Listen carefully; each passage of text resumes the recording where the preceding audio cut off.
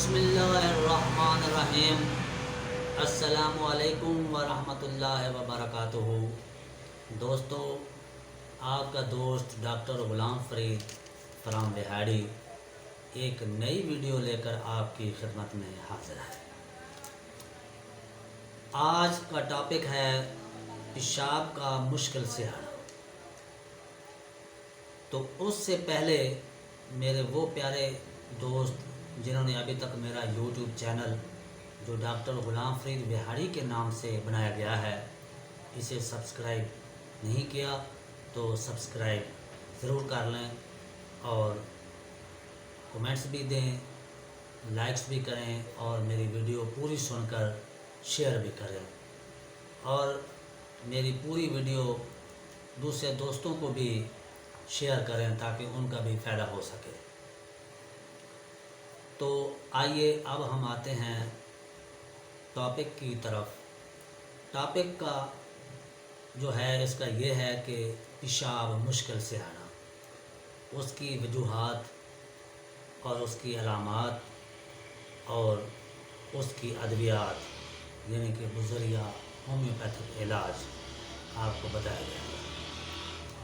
دوستو، پیشاب مشکل سے آنا یعنی کہ ایسے حضرات، چاہے عورتیں ہوں چاہے مرد ہوں، انہیں پیشاب مشکل سے آئے تو یہ ایک بیماری نہیں ہے بلکہ یہ کئی بیماریوں کی علامت ہے۔ کئی لوگ اسے بیماری سمجھ لیتے ہیں کہ پیشاب مشکل سے آتا ہے تو یہ بیماری ہے، بلکہ یہ خود بیماری نہیں ہے، یہ کئی بیماریوں کی علامت ہے۔ مثال کے طور پر اس کی جو وجوہات ہیں وہ یہ ہیں کہ مثلاً گردہ میں انفیکشن ہو جائے، سوزش ہو جائے، پتھری بن جائے تو اس کی وجہ سے بھی پیشاب مشکل سے آتا ہے۔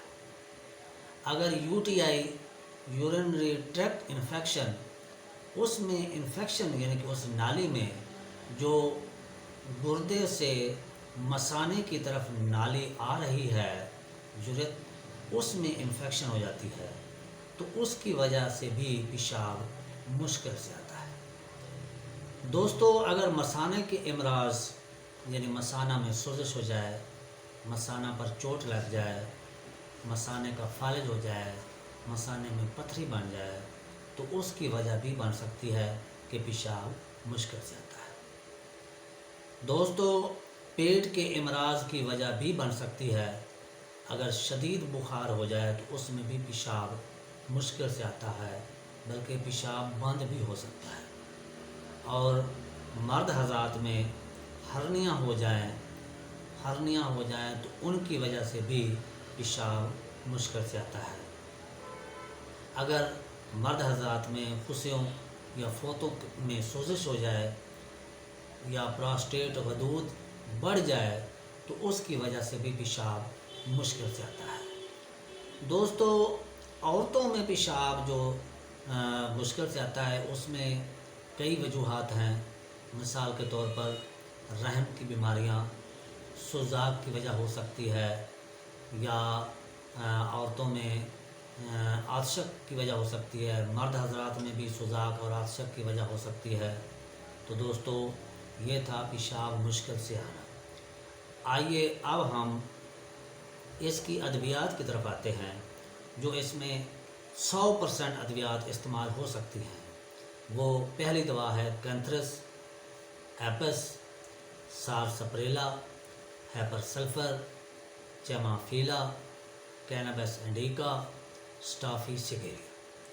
تو ان میں جو سب سے زیادہ استعمال ہونے والی ادویات ہیں وہ کینتھرس، سارسپریلا اور اسٹافی سیگیریا ہے۔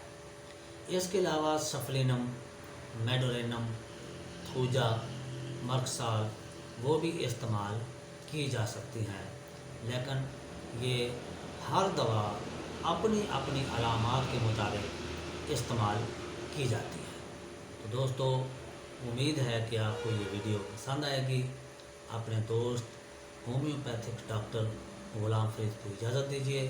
خدا حافظ۔